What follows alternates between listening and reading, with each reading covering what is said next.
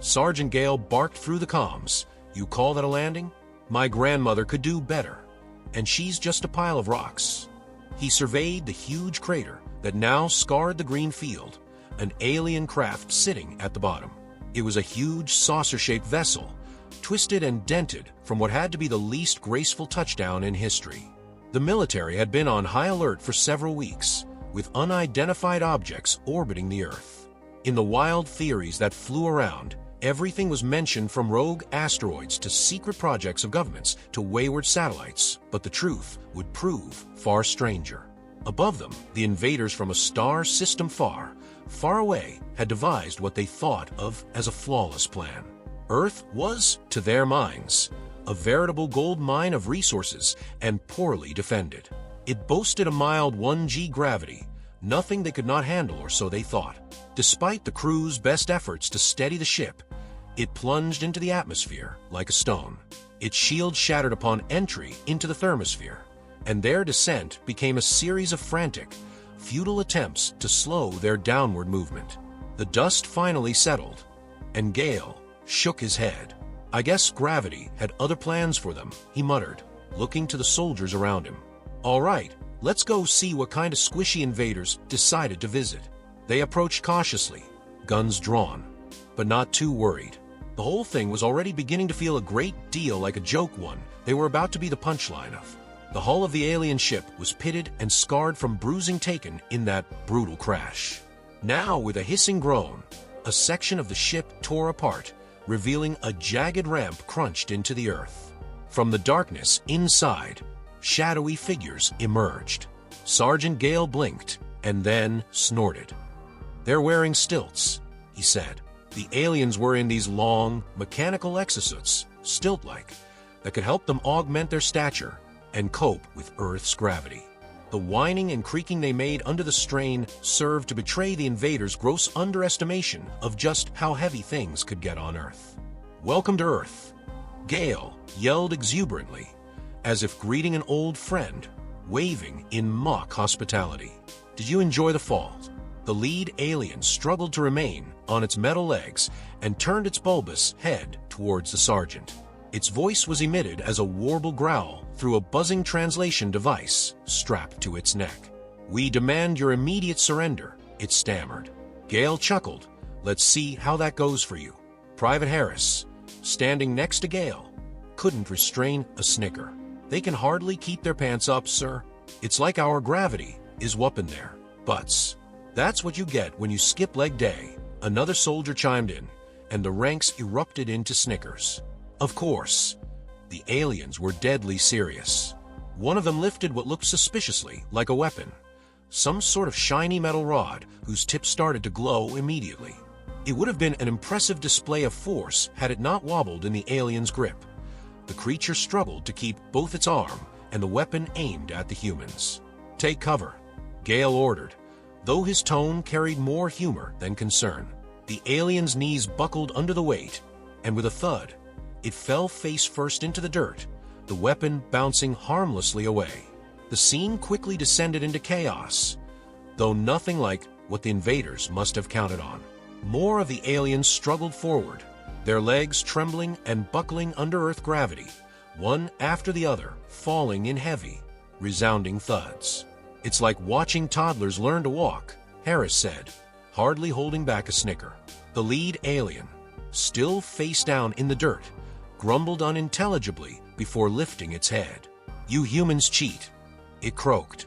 "Your planet is cursed." Gail crouched down alongside the alien leader, biting a laugh. "Not cursed, pal, just a little more intense than you bargained for." He tapped the alien's suit leg with the barrel of his rifle. "You really should have done your homework before crashing here uninvited." Still moving, Sergeant Gail twitched in respect, though he would never say that loud. "We'll see how long they last," he murmured, though knowing well inside that the aliens had a point. Little by little, they were adapting to Earth's smashing environment. The climb dragged on. 10 minutes passed, then 15, then 20. Harris had lost his bet long ago, and now the humans watched in silent amazement as the aliens continued upwards. Their suits groaned with every step, their breaths coming out in great huffs, yet they refused to stop. At last, the lead alien climbed a small plateau and dropped onto its hands and knees, wheezing, with its body quivering with exertion. Slowly, its head turned as it fixed its gaze on Gail. "We can survive," he managed to say, his voice very weak, yet carrying with it a flicker of determination. Gail walked cautiously up, looming over the defeated invader. "All right," he stated bluntly, crossing his arms. "You got this far, but let me ask you one thing. What's the end here? Even assuming you transform, what do you think you can do against a whole world like this?" The alien didn't immediately respond. It took a couple of deep breaths, collecting what little strength it had remaining. "Not take over," he rasped. "Survive, coexist, learn your strength, and find ours." Gail blinked, taken aback. Bravado, he'd expected, or defiance.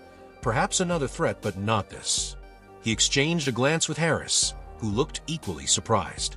"Coexista," Gail muttered, his voice skeptical, but with a tinge of curiosity. "So this invasion was only a test run." The alien nodded weakly, sagging to the ground, completely spent. "Adapt or perish," it whispered. "Your world, unforgiving, but we will adapt." Gail hunched down, setting his gaze level with the aliens. "We'll see about that," he said. "For now, rest up. You're going to need it for what's coming next." The aliens were strewn about the plateau, gasping for air, attempting to regain energy after their miserable climb up. Sergeant Gail, still a few meters away, stood with his arms crossed, contemplating them closely. He was aware of the tenseness in his squad, standing and watching what had no longer been a threat, but some sort of exhausted invader. A strange sort of respect was growing among the humans, though not one uttered a word. "What do we do now, sir?" Harris asked softly, his gaze still centered on the alien leader, now propped up against a boulder, semi-conscious. Gail considered the question. These aliens weren't turning out the way he had thought they would. They had undertaken this mission to conquer Earth, yet defeated by its pitiless gravity. They spoke of coexistence. But talk was cheap. The truth of their intentions would be told by their actions. "We'll push them further," Gail said finally, after his eyes had narrowed to scan their surroundings. "If they want to adapt, we'll give them the full Earth experience. Let's see if they've got the grit to handle the next test." Harris lifted an eyebrow. "What do you have in mind, sir?" Gail grinned. "The valley down there." He nodded to a steep drop down into thick forest. "They'll have to go down, cross through the forest, and reach that river on the other side. It's heavy ground, thick undergrowth, slippery rocks. If they mean to coexist, they'll find a way to deal with it." Nervous glances passed between the squad, yet beneath the nerve, there was a tingle of excitement. Gail wasn't just planning on breaking the aliens. She was going to try and test their will. If they could survive this, perhaps there was hope for something other than war. Gail stepped forward toward the alien leader, who at least managed to look up with tired, glassy eyes. "All right, here's the deal," Gail said, crouching down to meet its gaze. "You want to learn, adapt, coexist? Fine, but you need to prove it. Down this hill, through that forest, and over to the river. No shortcuts. If you can do that, then maybe we can talk about something other than you crashing and burning here." The alien leader struggled to its feet, its exosuit groaning in protest. "We accept," it rasped, though its eyes betrayed a flicker of fear. Behind it, the other aliens stirred, glancing wearily at the forest below. "Good," Gail nodded, stepping back. "Your move." The aliens fell in line down the rim of the plateau and peered over the edge at the steep slope below. Their suits adjusted with a soft hum, compensating for the incline. They began their slow and exaggeratedly cautious descent.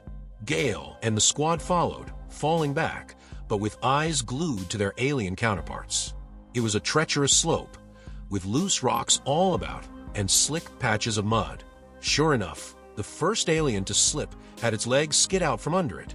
Tumbling it halfway down, the sparks flew from its suit as it tried to break its fall. The other paused, glancing back at their fallen comrade, but the leader motioned for them to continue. Keep going, it barked, its voice strained but commanding. With a groan, the downed alien struggled back to its feet and continued its descent, battered but not broken. They're really giving it their all, Harris muttered in surprise, unable to comprehend how they had made it this far. They're stubborn, I'll give them that, Gail said, though his voice was not as gruff as earlier. He actually couldn't help but be impressed by such insistence. Teetering on the edge, they were starting to acclimate, piecemeal, to the harsh realities of Earth. Finally, the aliens reached the bottom, panting, their supports by each other. They now turned their eyes toward the forest, where heavy vegetation held promise for a new series of challenges. Without having to be told, the first step into the undergrowth was taken by the leader, quickly followed by the others. The forest was uncaring. Vines tangled around their legs, branches whipped at their faces, and roots threatened to trip them at every turn. Slowly, methodically, the aliens learned how to get about the terrain. Every now and then one would stumble, catching themselves before falling. Undaunted, they pressed onward, sweat trickling from their faces as they humped their way through the natural obstacle course. Hours passed, and the squad trailed them silently, their faces unreadable, especially Gail's expression. The forest grew thicker and more uneven. There were definitely signs that the aliens struggled. Their suits creaked and groaned under the strain, but they refused to stop. Finally, the sound of rushing water reflected among trees. The river appeared, its surface gleaming under the sunlight. The aliens paused at its edge, eyes widening in both relief and fear. The river was the final barrier. Well, looks like they made it this far, Harris remarked, wiping sweat from his own brow. But can they cross it? The leader stepped forward, its eyes scanning back to the team.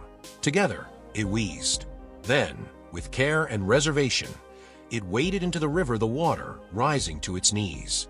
Others followed in steps that were hesitant but determined.